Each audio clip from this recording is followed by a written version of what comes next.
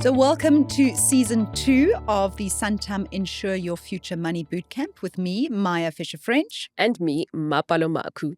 We invite you to join our money conversations and use these discussions as both motivation and information to kickstart your own personal financial journey.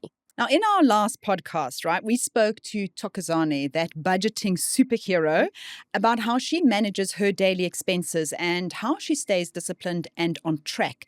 And Mapalo, I just want to say to the listeners, if any of them want inspiration, they really need to go back and listen to that episode. Really worthwhile.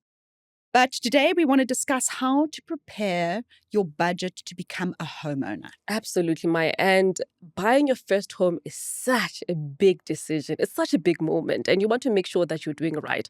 And so this year, one of your mentees is in the process of buying a home, and she has put an offer to purchase. And today we are discussing how is she going about it. So it's practical today, right? Very practical. And she's such a great example of somebody who set herself up for success.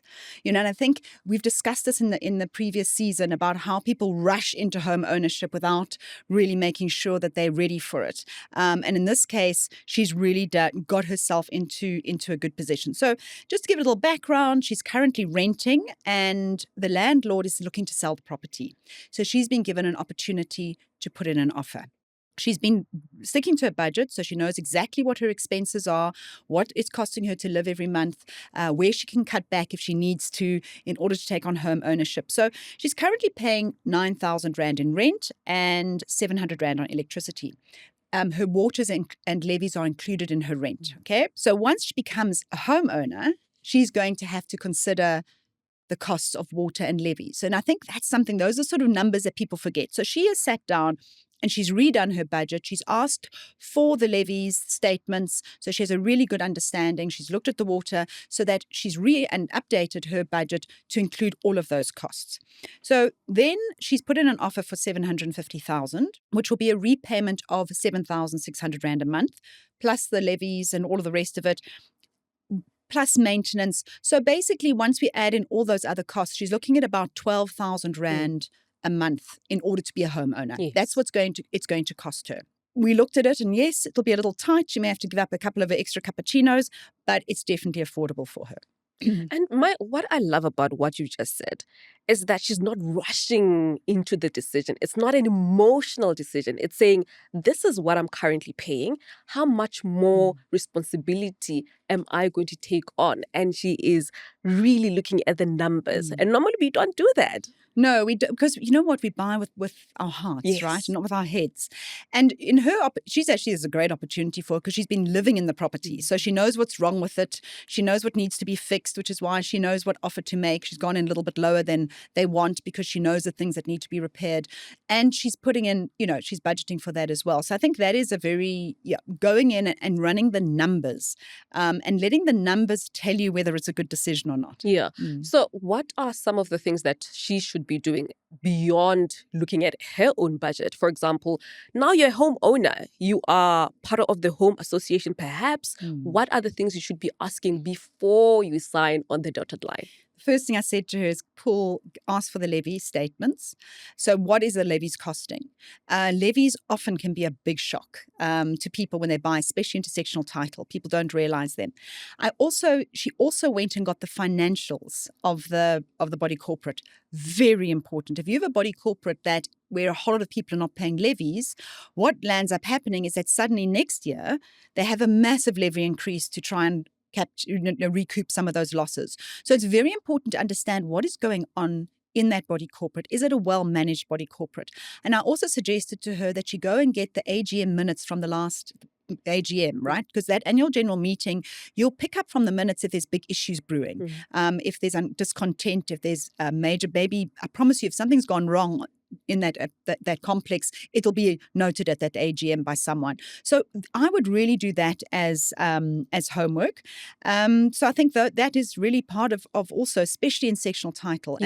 And I would also say if she's been living in the property, so she knows what's wrong with it, but it's also worth spending money on a home inspection. Someone who can check the roof, check the water, the taps, all of those things that But people move in and they suddenly discover all the flaws. Yeah. And normally those things happen once you're trying to settle in 4 months later and you've done all these expenses and now you have a roof leaking, for example. And another thing I think we forget is the city. What it costs also, because yes, you're paying for the complex itself, but also now you're paying to the city. Exactly. There's rates. So you've got Yeah. rates and taxes. Mm-hmm. So you've got your levy and your rates and your taxes. And people often don't realize that. They don't know that those are all the costs. And what you can do, and certainly my mom, by the way, we recently bought a property for my mom. You know, the estate agent gave her the breakdown. We asked for the breakdown of all of those costs. So I think that's really important as well. What are Yeah. the rates and taxes that you are paying as well? And those are often, those can be separate from the levies. They are a separate Yes, item. yes. So people see the levies and then And they think that, they suddenly get a City of Joburg or City of Cape Town or whatever bill. And it's like, wait, I thought those were levies. And they're not Exactly. part of the levies. Exactly. So really important point as well. Yeah. No, because I know it happened to us. I thought, oh, sorted. We know what the levies are. Then we got a bill from the city. And I was like, okay, now another bill. But of course, the other thing, though, Mapolo, when buying a house, so we've talked about like, you know, you're now making the decision, is this the right property for you? You're looking at it all. But the other really big one is property transfer costs, those upfront costs. They hit everyone. Most people, I tell you, do not know how much it costs to buy a house, the actual transactional costs. Yeah. And for me, it's such a simple thing that when you go onto most of these websites, and I think some of the calculations you did, you use the Nedbank website. And or Uber. Uber's actually also very good. Exactly. And Property 24, you are literally able to go in there and say, all right, I'm looking around R1 million. And I think that's what we focus on. That I'm thinking around R1 million. I'm thinking about what it is that I'm going to pay every single month. But there are those costs, the lawyers, the transfer fees, like you're saying, and people, it just shocks people. And people end up going into debt. They all take out a loan to put on their credit cards. It's probably one of the, when working with mentees, that's probably one of the most common expenses I see, is somebody's bought a house and they didn't know about those expenses and they put it on their credit card. Yes. And now they've got, I mean, just as an example with this particular mentee, I mean, her total bond registration costs are going to cost 60,000 Rand. Now, if you didn't know that and you're thinking, oh, I can afford this, suddenly you're getting a 60,000 Rand bill. You've got to fund that somehow, right? And nothing moves before you pay those fees. Absolutely, nothing. And, you know, again, as I said, she really has planned this well because she has saved up money.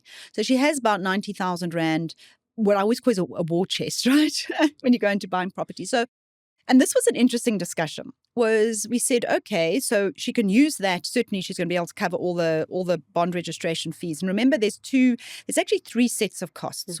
One is your bond registration, which is the bank charges you to register a bond over your property. Then there is the conveyancing fee, and that's what the lawyers charge. And those figures are usually very similar.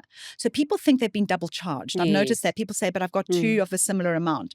It's 2 different sets of lawyers. There's the bank's lawyer and then there's the conveyancing lawyer. In her case, because her property was worth less than 1.1 million, she didn't have transfer duty, but that can be an additional cost as well. So, you know, you can really start adding up quite a lot of costs if when you put that all together. So in her case, she has some cash, so she doesn't have to borrow. Yes. But the next question was, should she put down a deposit? So remember, she's got 90,000. She's going to put down 60 to cover all those costs. That's leaving her with 30,000. But she knows that there's repairs that need to happen at the house. There's a door that needs fixing and there's a couple of things. So she knows she needs a little bit of money for that. Fine. But then we said, well, should you put down like a 20,000 Rand deposit? But my concern was she leaves herself with no emergency fund. And as a homeowner, first year, you need sometimes a little bit of a leeway and a buffer. So, we always say put a deposit down. But I said to her, you know what? Go ask the banks for 2 quotes, one with a 20,000 Rand deposit and one without. And if they're offering you the same deal, the same interest rate, then rather keep that 20,000 Rand as your sort of buffer. And you can always, when you get your bonus next year or whatever, accelerate your payments, find another way. So that was an interesting discussion. I don't know what you think. No, 100%, Maya. And I've done that in another case where we were buying a car for my dad. We had a deposit and we asked for two codes to say, if we were to put in the deposit, would the interest rate go lower? And we found out, no, if we didn't have a deposit, we didn't put a deposit, the interest rate just became lower versus when we had I mean, if you didn't put a deposit down, the interest rate was higher. If we didn't put down a deposit, the interest rate was lower. That is strange. That is very strange. Okay, but I would have double-checked that with the bank. If we had a deposit, on the other hand, the interest rate just kind of remained higher. And so we decided, you know what, we're not going to put in the deposit. We took the lower interest rate, and a couple of months later, we put in that deposit that we had. So I think it's really worth finding out. But I just want to go back to that car one, because I would have double-checked whether that was correct or not, because the dealers don't want you to put a deposit down.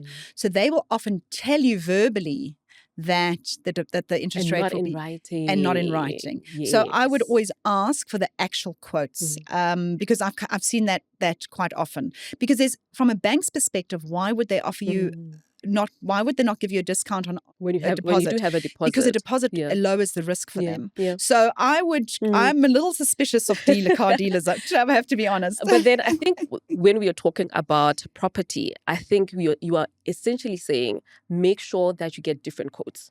Make sure that you get your different options and take a look at them and say, all right, will I have a buffer? Does it make a difference?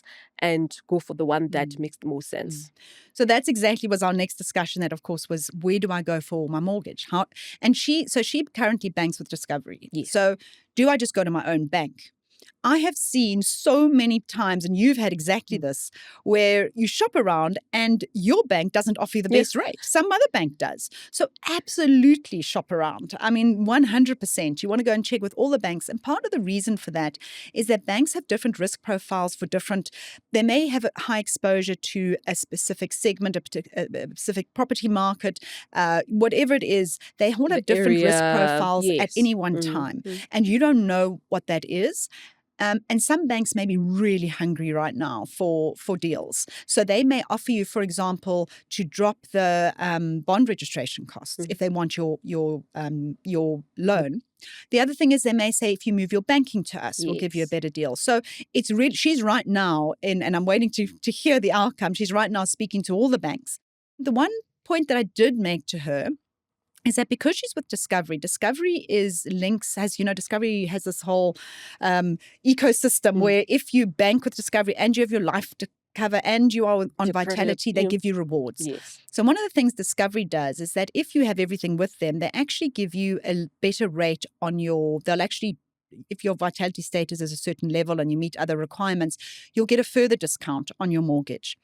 And I said to her, that's fine, but make sure you're comparing the before reward interest rate. You know what I mean? Don't bank on your Vitality status always being that high, because something can happen, something changes, and suddenly your interest rate goes back up again. So if Discovery comes in and it's as competitive as every other bank, then it makes sense for her to go with them. But if they're going to be a bit more expensive than another bank, don't use the Vitality status to bring it down. Do you know what I mean? 100%, Maya. And I always say, don't be married to your bank.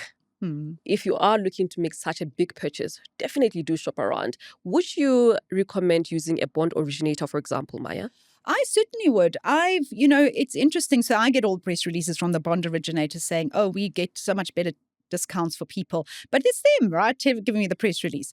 But the one day I was speaking to a conveyancer who said to me that in her experience, if somebody uses a bond originator, they are often getting a better deal, which was quite surprising to me. But that's the reality. I honestly, if you'd asked me logically, I would have thought, well, my bank, they can see my history. I mean, especially someone like this mentee who has her finances are in order. She's got saved up a deposit. She's managing her money. She's really brilliant credit score. You would just think her own bank would say, we know you, we'll give you the best deal. But it's not always the case. It's not always the case. And absolutely, I've also experienced it myself, where we used to bank with a specific bank and the interest rate that they were giving was much higher. And we went to another bank and it was lower. So we went for that. And Maya, let's just take a step back on, we're talking about the costs that normally it shocks people and sometimes they have to use their credit card. Do banks sometimes offer 100% the bond and perhaps maybe plus the cost as well? Does it sometimes Yes. happen? So banks, especially for first-time homeowners, will offer 110% bond. Now, that is definitely preferable to going in. So if, say, this particular mentee didn't have the 60,000 Rand to put down as registration costs, she could have then applied for 110% mortgage. And that is a far more efficient way than going and putting it on your credit card. Yes, because of the interest rate. The interest rate Yeah. will be at prime. The only thing that what I'd really encourage, and so what I've encouraged her as well, is that, look, I must be honest, the first year of home ownership, just for some reason, there are just so many costs. So it's probably difficult in your first year of home ownership to pay an extra every month into your mortgage. It's a difficult, but certainly after the first year, once she's got her kind of her feet and knows what the living costs are, and of course you get, your salary increase comes in, your Yes. bonuses and all the rest of it, that's a great opportunity to then increase it. So if we think about, in her particular case, it was 7,600 be her mortgage. So if she could pay in maybe an extra 700-800 Rand a month, she could pay off her bond 4 years earlier. So, That is that is a very stunning. for just, what is 700-800 Rand a month? Let's Yes. be honest. What's Yeah. a pair of shoes, Yeah. Yeah. Yeah. And I think that's the misconception because people always think, oh no, I have to pay it within the 20-year period that we agreed with the bank. But you can always pay your mortgage much, much earlier. And you can do it with incremental amounts. You don't have to have suddenly a huge lump sum. You can just pay in that little extra couple of hundred, and it really, really, really makes a big difference. 100%. So what would you say in terms of, someone who wants to buy a house right now? Let's just list the things. Number one, don't let it be an emotional decision. It's hard though. It's It is hard. very hard. It is hard, but you've got to run your numbers first, because if you buy that house and you're suddenly drowning, then it becomes, you resent it, you're unhappy, you're trying to now exit something, you're now defaulting, you just don't want to go there. Look, Mapelo, to buy a house is a big impact. It has a huge impact on your budget. So yes, most of us are going to push ourselves, but it is about then making sure that you're cutting back on the unnecessary spending, that you know that you're going to have to tighten your belt at least in the first year or two whilst you adjust to it. So yeah, but still run the numbers. Yes. Make sure that you know about the registration costs. So easy to do. Go on to Uber, the Uber website, that's .coza. I used the Nedbank website you were saying. Property 24. Property 24. It's so easy. It's all there. You just type it in and it tells you. Yeah. So go find out what those numbers are as well. 100%. Levies, City of City bills, of Joburg. City of Joburg bills. And another thing that we forgot, interest rates rising. So you go in and the interest rate is what? 11.75, for example. And in the past couple of years, they had been rising and rising because remember, people bought when interest rates were low. Also take that into consideration to say, will I be able to afford this property if interest rates go up? Which, by the way, is why it's a really good time to buy now, because we're in a downward interest rate period. So if this particular mentee, if she buys the house today and interest rates go down again, she must maintain her monthly installment, because that's another way to pay off your bond quicker, because she can afford it. So she must stay like that. So that's another really, really good trick. And the other thing that, of course, we haven't mentioned, which we really should mention, given this is called Insure Your Future, is home insurance. So that's another number we had to put into her budget, was the cost of having, first of all, she had to have life cover to cover the mortgage and property insurance. So that is another cost that you have to add in as well. So I think it's really important to sit down, think about all of those costs. It's not just the mortgage, it's the levies, it's the city bills, it's the home insurance, there's maintenance costs, water, electricity, all of those things. So do your budget properly before you 100%, because home ownership should be a joy and where you feel like, you know what, I have ticked off that milestone. You don't want it to be a prison. Absolutely. And Mapelo, we've been talking about the biggest, most important purchase that any of us are ever going to make. But of course, in order to do that, we need to have a good credit score. And that is going to be our next discussion. We're going to be looking at healthy debt, unhealthy debt, how to improve your credit score. We're going to look at debt review, and we're going to have a very interesting guest on to join us just to help us unpack that. So make sure you tune in for the next episode of the Money Bootcamp. Bye for now.